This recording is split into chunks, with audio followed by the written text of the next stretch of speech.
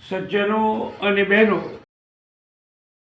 રાજકારણ વિશે કંઈ બહુ લગભગ વાત કરવાની ઈચ્છા નથી, પણ હમણાં જિગ્નેશભાઈ મેવાણીનું અને આપણા નાયબ મુખ્યમંત્રી હર્ષભાઈ સંઘવીનું જે નિવેદન ચાલે છે, ચર્ચા ચાલે છે, જોર પકડી છે ચર્ચાએ, ત્યારે પ્રશ્ન એ થાય કે પહેલાં તો વ્યસન મુક્તિના કેન્દ્રો ખૂબ થવા જોઈએ, એવા મનોચિકિત્સકો ગામડે ગામડે મૂકવા જોઈએ.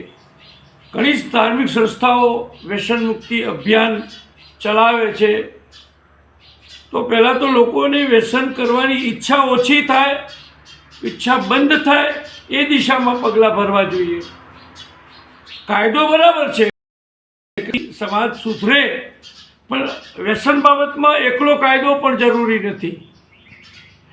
પહેલાં તો આપણે જોઈએ, કોઈ પણ ગામડા આગળ પસાર થઈએ તો 4-5 માણસ પીધેલા જ હોય, તો એ ક્યાંથી પીને આવે છે, શા માટે પીવે છે, એના ઘરની પરિસ્થિતિ કેમ છે, એના શું કારણો છે, એ બધી પણ તપાસ થવી જોઈએ.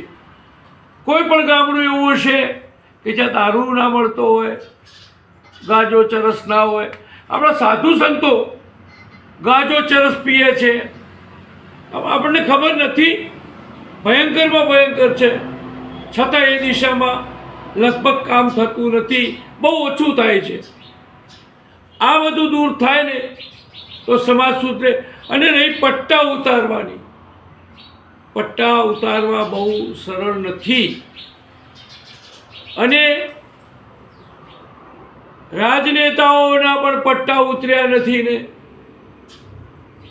આજે સરકારી કર્મચારીઓને બધાઓને રાજનેતાઓથી ડરવાનું હોય છે. તમે અભણ કહો છો સંઘવીને, પણ એને ચૂંટનારા આપણે છીએ. છતાંય ભણતર બધું નથી કામમાં આવતું, બધે જ ભણતર કામમાં, ગણતર પણ કામમાં હોય છે. એનામાં ગણતર હશે ત્યારે નાયબ મુખ્યમંત્રી બન્યા ને, બનાવનારા પણ આપણે જ છીએ. એટલે કોઈના ભણતરનો અહંકાર પણ કોઈએ કરવો નહીં. ભણતરની સાથે વિચાર, વિવેક, સમજણ એ બી બહુ જરૂરી છે. રાજનેતાની ભાષામાં નર્યો સ્વાર્થ વધારે પડતો હોય છે, સત્તાનો લોભ હોય છે.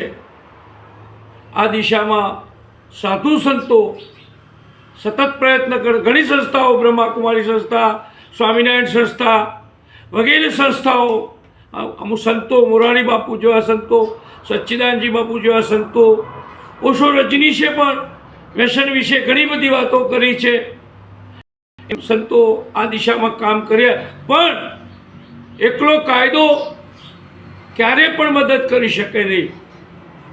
માટે પ્રજા ઉદ્યમ બને, દરેક ગામમાં સારું અભિયાન ઉઠે કે દારૂ ઓછો પીવાય, બંધ થાય, દૂષણો ઓછા થાય, જુગાર ઓછો રમાય, અનૈતિક પ્રવૃત્તિઓ ઓછી થાય.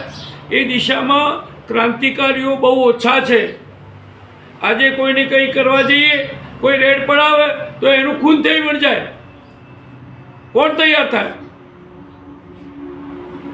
પોલીસ ખાતાવાળા જ પોતે જ કહી દે કે કંઈ નથી, અહીંયા કંઈ ચાલતું નથી, કશું આવું.